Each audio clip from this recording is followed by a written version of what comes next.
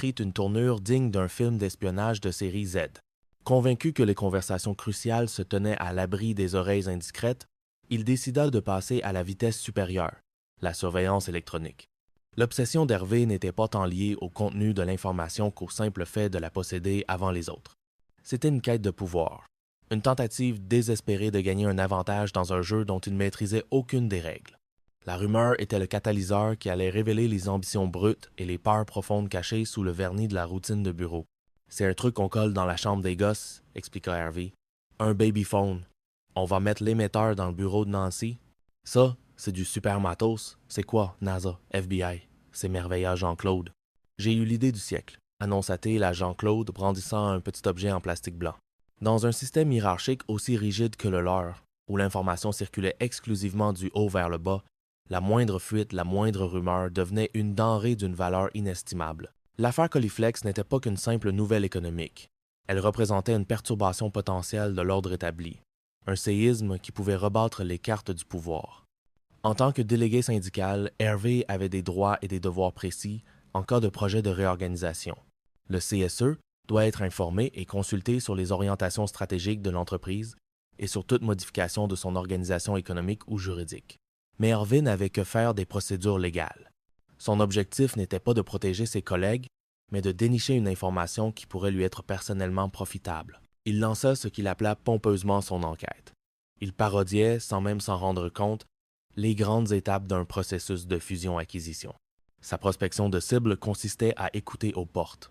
Sa due diligence se résumait à intercepter le courrier et à soudoyer la standardiste pour obtenir la liste des appels passés vers la Belgique. « Je la tiens par les couilles, Carol », confia-t-il à Jean-Claude. « Enfin par les comment on dit pour les femmes, je la tiens quoi. » Il réunit ses preuves, une photocopie de l'enveloppe Coliflex, un listing d'appels et une liste d'emails où le nom maudit apparaissait, obtenu grâce à un petit logiciel espion installé par un cousin qui s'y connaît. Mais Hervé n'était pas homme à se laisser décourager. Vous savez, on m'appelle le radar ici. J'ai capté quelques rumeurs. Une fusion entre une boîte belge qui s'appelle Coliflex, je crois. Chapitre 8. L'affaire Coliflex. Tout commença par un courrier. Une enveloppe frappée du logo d'une société belge inconnue, Coliflex. Hervé Dumont, en sa qualité de délégué syndical, avait un accès privilégié au courrier de la direction, un privilège qu'il utilisait moins pour défendre les intérêts des salariés que pour nourrir sa propre curiosité. « Il n'y a rien à dire, répondit-elle laconique. La simple vue de ce nom étranger suffit à allumer une étincelle dans son esprit suspicieux. Fusion, rachat, restructuration. Des mots qui, dans le jargon de l'entreprise, signifiaient une seule chose, des licenciements. Partie 3. Le casse du siècle. La vie de l'entreprise, jusqu'alors rythmée par des conflits interpersonnels et des projets absurdes, bascule dans une nouvelle dimension. Une simple rumeur, une information fragmentaire concernant une fusion potentielle, agit comme un catalyseur.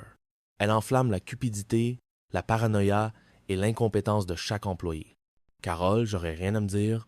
demanda-t-il à la directrice, d'un air faussement détaché. Ce double échec était plus qu'une simple déconvenue comique.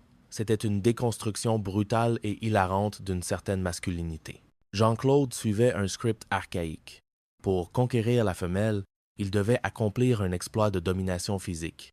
Mais son plan était vicié à la base, car il s'agissait d'une performance, d'une mise en scène et non d'un acte authentique. L'humour et le pathétique de la situation provenaient de l'échec catastrophique et répété de cette performance. Il n'arrivait même pas à simuler l'héroïsme avec succès. C'était une critique cinglante de ces modèles de masculinité dépassés qui, non seulement sont inefficaces, mais mènent directement à une humiliation auto-infligée.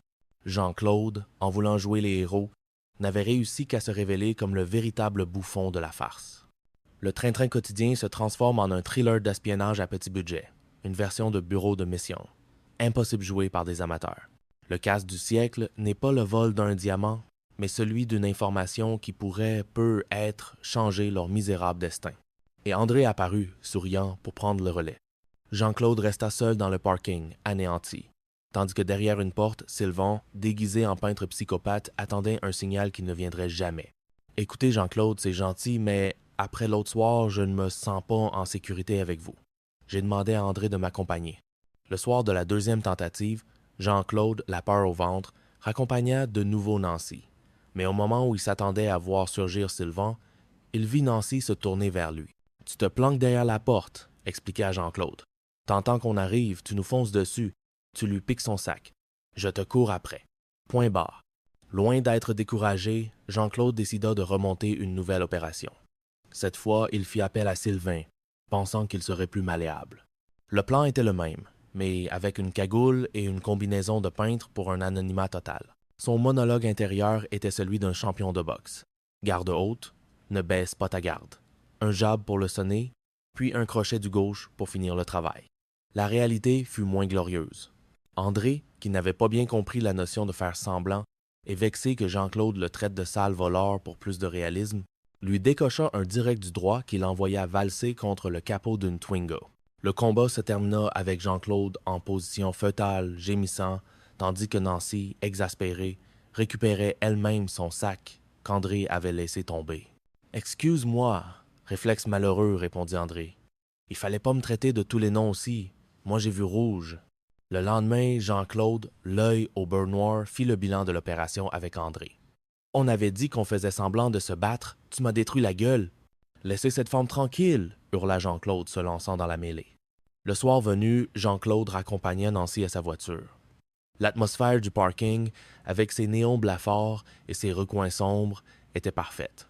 Au moment convenu, André surgit de derrière un pilier. « Donne ton sac » grogna-t-il, d'une voix qu'il voulait menaçante mais qui sonnait surtout comme s'il avait un rhume. Pour le rôle de l'agresseur, il recruta André, un magasinier à la carrure de déménageur et à l'intellect inversement proportionnel. Le scénario était simple. André, cagoulé, devait faire semblant d'attaquer Nancy. Jean-Claude, surgissant tel Zorro, devait le mettre en fuite. Chapitre 7. Jean-Claude, le faux héros. L'amour, ou du moins ce qui en tenait lieu pour Jean-Claude Convenant, le poussait à des extrémités d'une stupidité abyssale. Sa cible était Nancy, une collègue du service marketing, pour qui il nourrissait une passion non partagée. Convaincu que les femmes sont irrésistiblement attirées par les héros, il décida de s'en fabriquer un, de toutes pièces.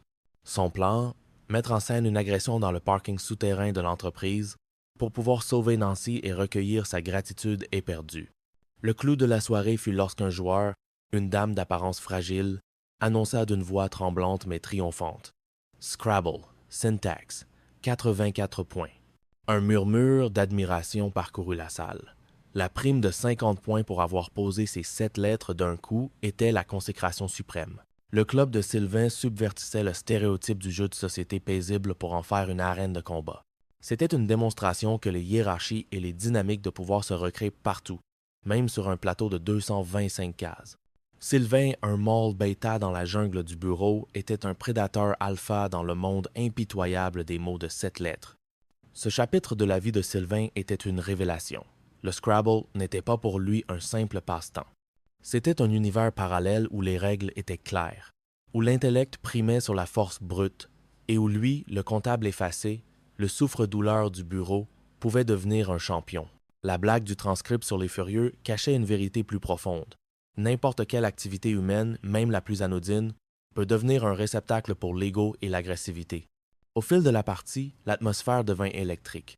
Un joueur contesta un mot, Pépi, que son adversaire avait posé. Un arbitre, sorti de nulle part, consulta un ordinateur portable.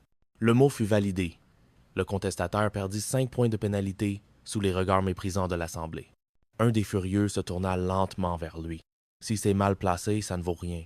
Et là, vous êtes très mal placé. » Fred fut placé à la table d'un certain Robert, un homme au crâne lisse et au regard d'acier, présenté par Sylvain comme un vrai furieux. La partie commença. Le premier tirage fut annoncé. A-E-R-S-T-L-E. Fred, fier d'elle, posa Raytails pour 24 points. Robert, sans un mot, nota sur sa feuille Alerts sur une case Mudcompt Triple, formant simultanément LA et ES. Score 78 points.